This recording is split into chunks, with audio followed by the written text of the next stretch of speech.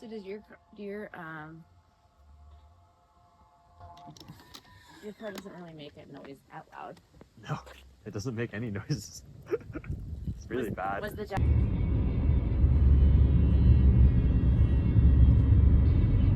I can't help it. Two right early. sacks. I didn't notice. Nice work.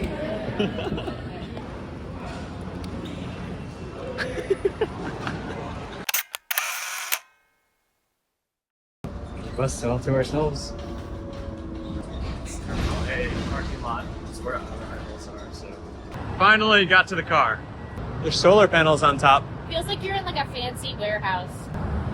Caroline saw this. I thought it was pretty cool.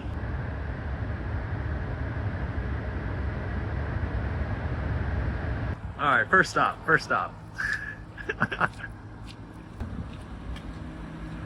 Blueprint Cafe.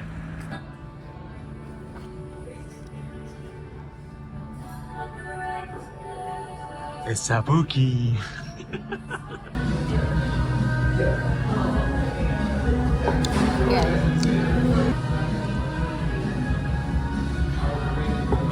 No, it's pumpkin spice latte.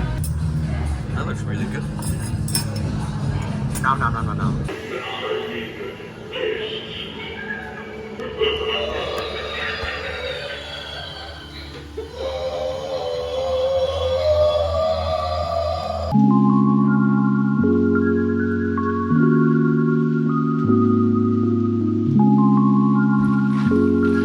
Off to the cottage.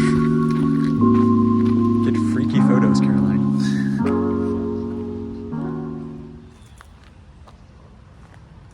I don't even want to say we made it here on time, but we're here. I don't even know. I guess it's kind of just like a I thought ongoing it was thing, a right? tour, but I guess it's just sort of like a timed entry thing where they don't want everybody showing up at the same time, so they staggered it. Right. So I should have been less concerned about getting here on time. Well, we didn't know that, so. Well, usually there's like a whole thing. Right, so it looks like you sort of do the tour yourself and you just walk around the grounds and But there's people in each room. Right. There's people in specific spots where they will tell you the stories and so on and so forth. I heard about 50% of what that lady was saying. And the rest was like my brain. The hamster stopped moving in the You're like, wheel. hurry. Are we supposed to be with these people? So, oh, this looks cool. Later. Wow. Okay. I see you, Irving. I see why you got this house.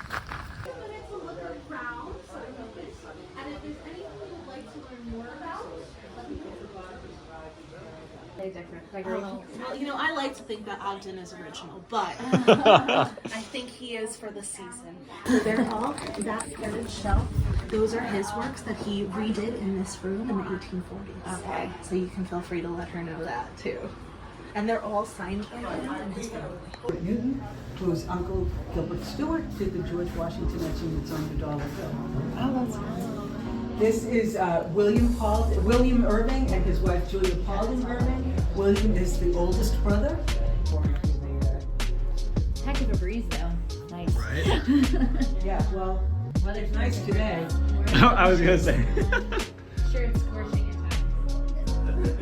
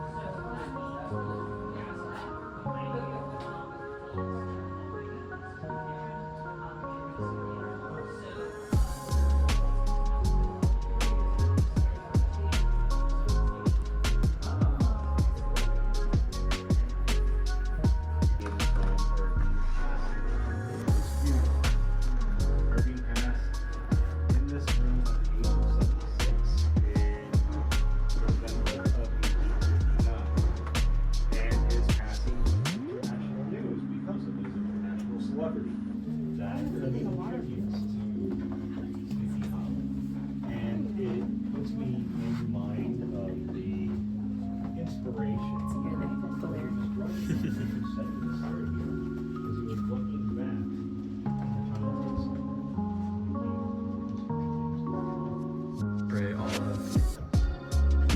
Ichabod crane. Every adaptation is different.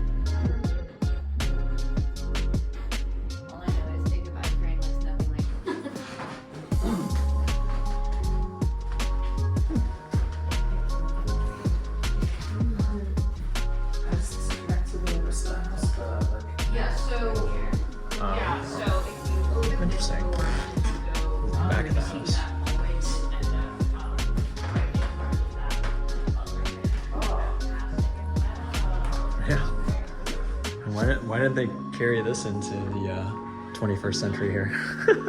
Well, there's also like a dining room table. Can you imagine? It's a combo. So is that 3 stairwells up?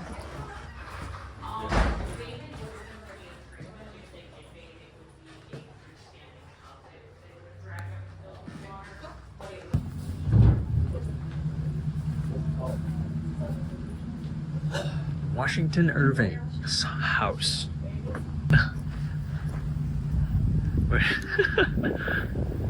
It's a nice view, minus the train that comes by all the times.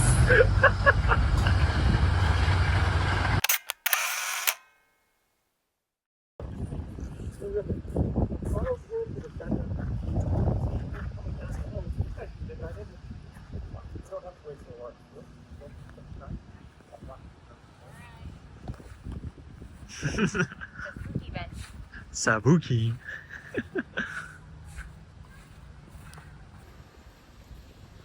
Yeah, let's get in there.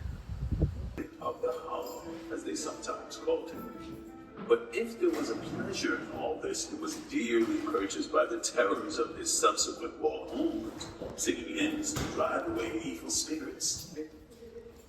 What fearful shapes and shadows beset his path, amidst the dim and ghastly, with the goblin hard on his heels. If I can but reach that bridge, thought Ichabod, I am safe.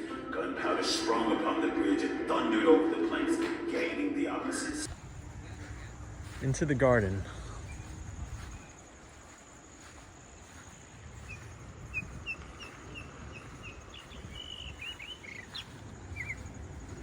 Hey, birds.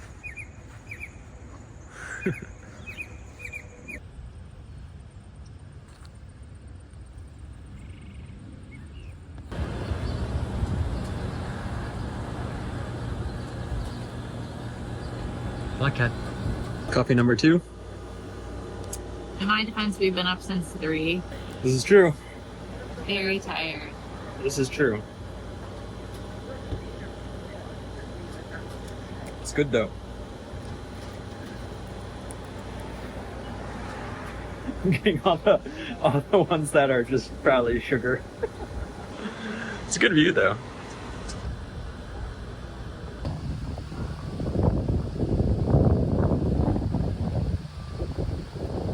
It's nice though. A little windy for your hair though. That's fine. Got some skyline over there. Got the Gross Hudson River here. And a bridge that I don't know what it's called. And a sleepy. I don't know what it's called either. It's pretty though. Look that way, because the hair just blows your hair. Yes.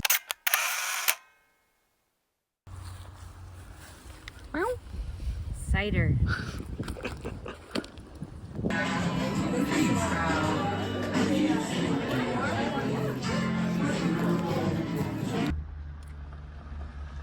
Better, worse, Vermont. Can you make the comparison? They're very soft. They're good.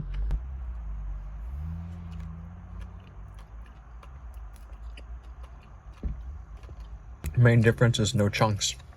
Otherwise, they're on par. Do you think they're different than what we eat at home? Maybe slightly less dense. Apple cider donuts can be very dense.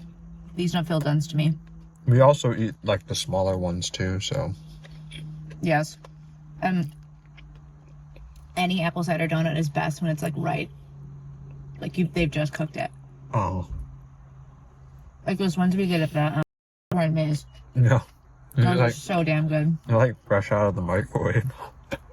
I'm gonna call this Crouton Point.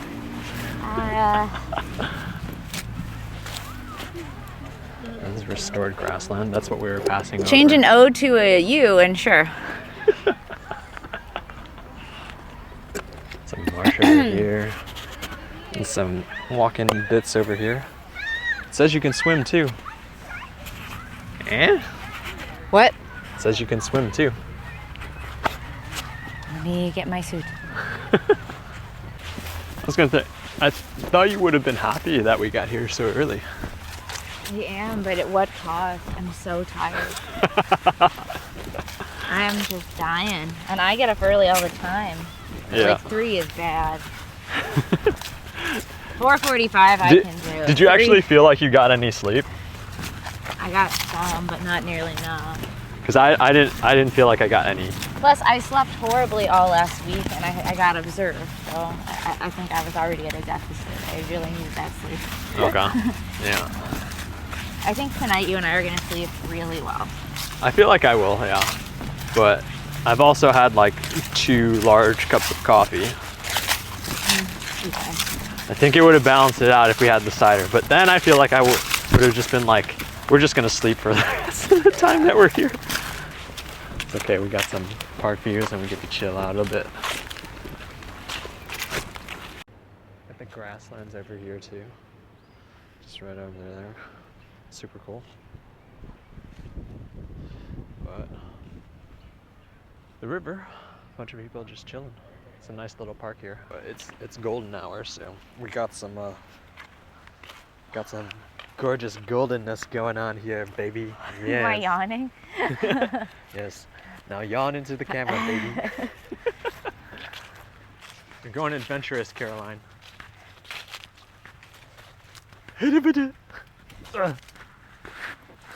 long as you're flexible enough for it. Oh, baby, I'm flexible. All right. Flex Master D, they call me. Oh, I see a line that shows me it's kind of like a cross-country course. I would not know. I was a band kid. All I know are the lines on the football field. Run some hills, kids. It's certainly possible. If I were a cross-country coach, I would just take him to like the most brutal places and just be like, I'll be in this chair. You go. Honestly, that's what I would do. Is this a trail? Let's go up here. I think there's a gravel trail thing here. Okay. I feel like I should have ginormous forearms for this. Yeah. This camera weighs like, it probably doesn't weigh that much. A path. So, if you were to say like, when is the easiest time for a teacher during a school year? What would you say? And in general, not when you're doing like a course redesign. Well, the beginning of the year is exhausting, but it's pretty peaceful because you don't have any grading yet. Yeah. And everything's shiny and new, and everybody's pretty motivated, and like you have a lot of energy still from the summer. So I would say like the beginning of both semesters is pretty nice. Okay. Obviously post AP is easy, but this year it's like AP exam, and then I think like 2 days later they graduate. Oh yeah. So there's literally Okay. no time post AP this year. It's bizarre. Interesting. So I'll be going up till the end. That's gonna be interesting. So you won't get any sweetness of like the AP test is done. Like we get to chill for a little while. No, that'll be June. Right. So when would be the worst part of the year then? I really hate when grades are due first semester because they're not accepted to college yet. Okay. So they're very concerned about how they do in the class, which I completely understand, but it's also too late to undo a semester's worth of evidence if they don't like what they got. Right. This feels so much like home. What, this With the exception, landscape? yeah, I mean, with the exception of the Hudson, but like, Well, we have Lake Michigan too, so it's Yeah. kind of just like. it doesn't feel like Lake Michigan either. Speaking about your job, Oh boy. speaking about maybe like the amount of joy that you get out of it, because I'm gonna be frank, I don't get like so much joy out of my job, which I work in the corporate world, marketing, but you have some different perspectives on at least like what, you know, like you get to interact with children, you get to directly interact with like the future of the world, right? Teenagers get such a bad rep. They really do. It's unfair. Teenagers are so much more interesting and they're funny. Interesting know. in what way? Like interesting in the way that like Because I feel like they're still curious about the world and they like want to learn things and they want to have like Well, they're still shaping like who they are, right? deep So- conversations about things, and they're always curious about your life. They always want to know. So you have to decide exactly how much are you willing to share with them. Right. Because obviously there's boundaries, but I really love talking with teenagers. They just make you laugh all day, mostly. Well, I mean, it's even interesting, like, it's really interesting speaking to, like, my little cousins who aren't even in high school yet. But it's interesting to see, like, because obviously we grew up in different times where, you know, we didn't have cell phones or anything like that when we first grew up. Yeah. And then these kids are growing up with cell phone in their pocket. Friends get them basically elementary school-ish, middle Yeah. school-ish. To And some degree. these kids have a cell phone and they get the brunt of what social media is. They get also accessibility to a bunch of knowledge at their fingertips as well.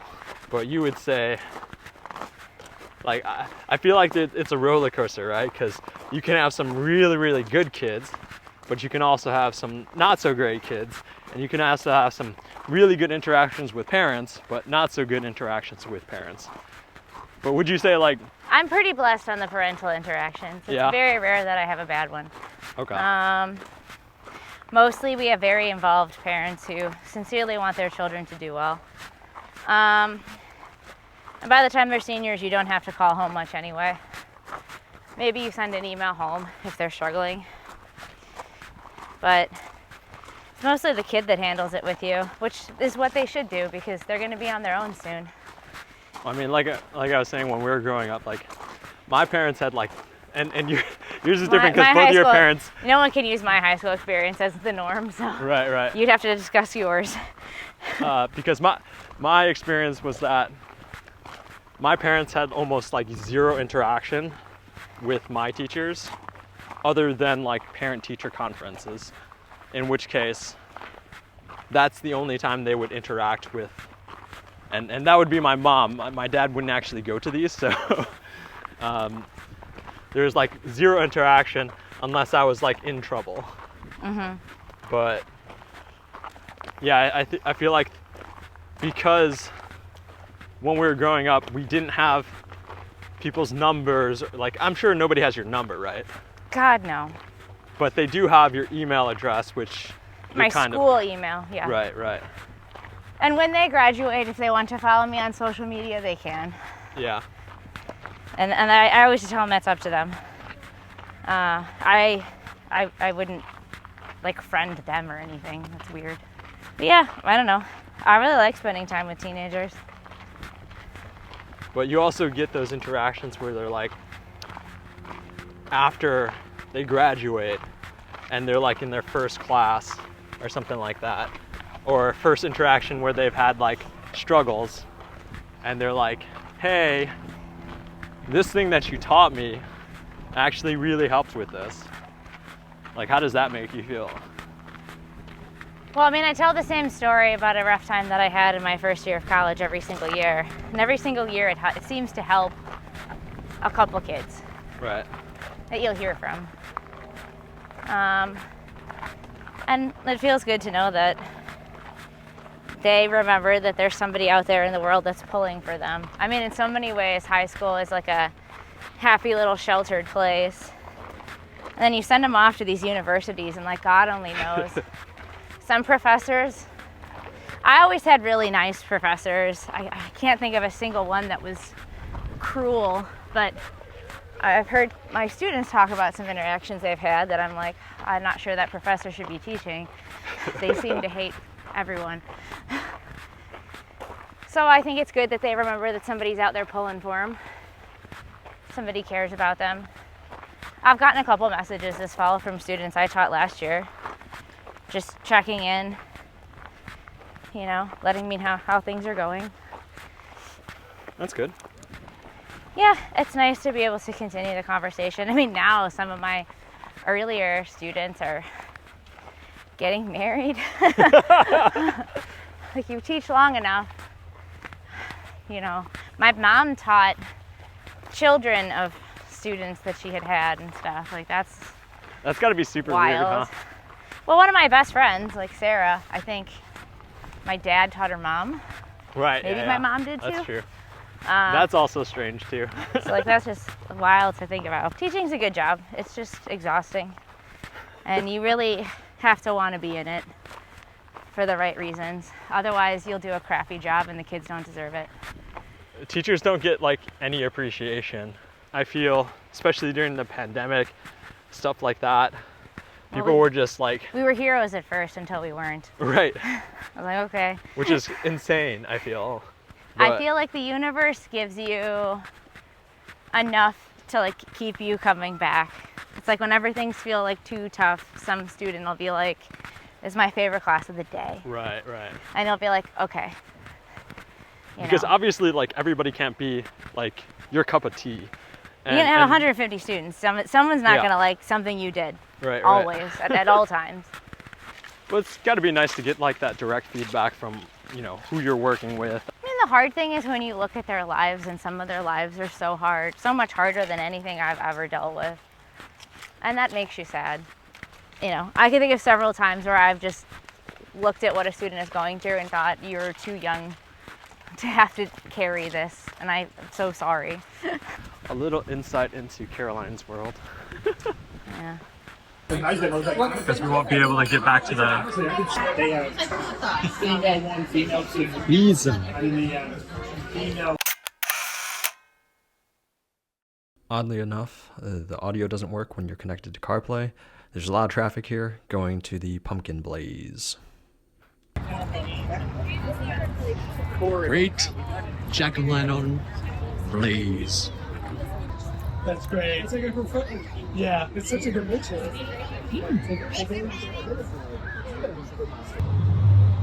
Greetings.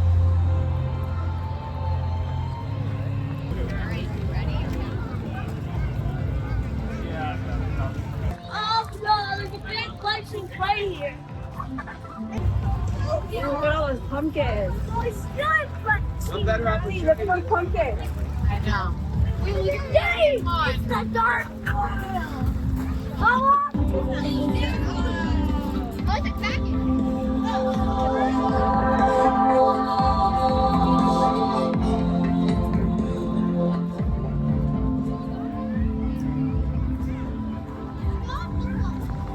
The beginning and the end.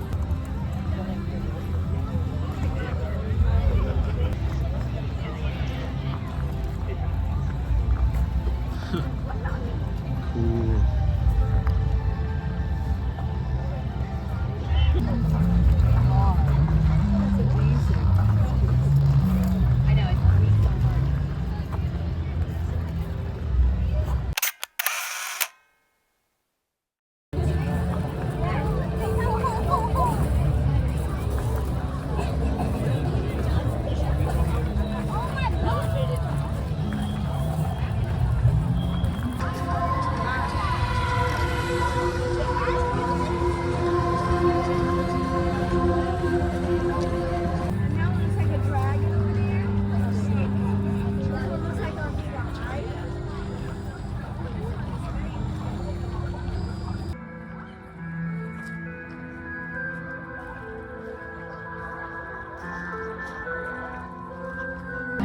It's a poo.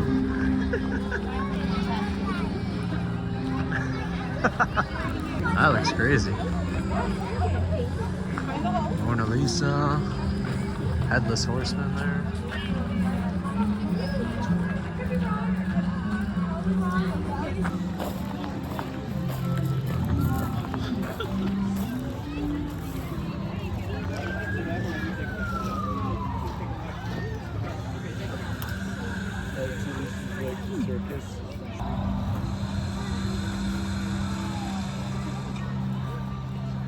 That's so cool.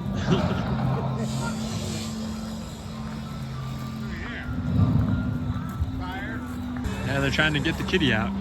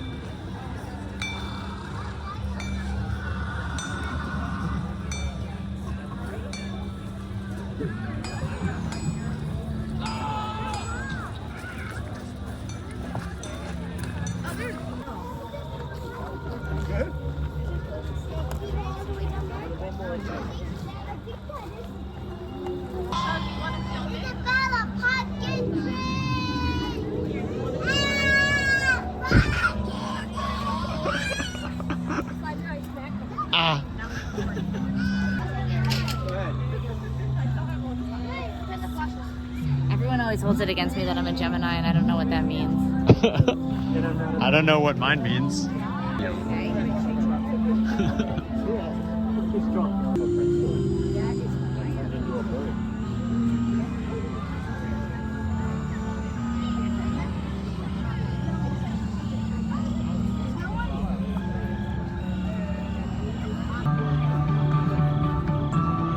Since we're in New York. That's pretty epic.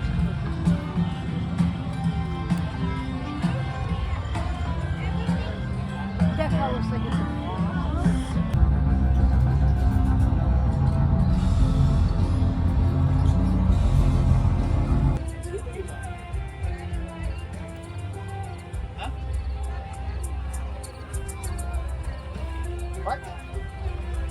Derrick, will you marry me? There's a proposal coming over there. We're already married. Will you marry me? Again?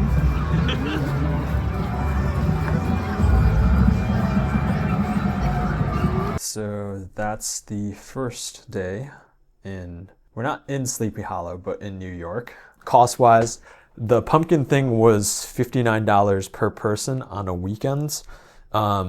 For children, it's $10. Also, if you go on the weekday, it's cheaper, like $44-ish per person, adult. And then anybody under 18, I believe, is considered a child. So yeah, you can get them in for $10. We'll catch you in tomorrow's video and make sure you tune in. If you haven't seen the rest of the vlogginess that I make, I guess check it out in the playlist. We've gone to a few places. I actually have a little backlog, so hopefully those are done before this one is. But yeah, we'll catch you in the next one. Thank you for watching.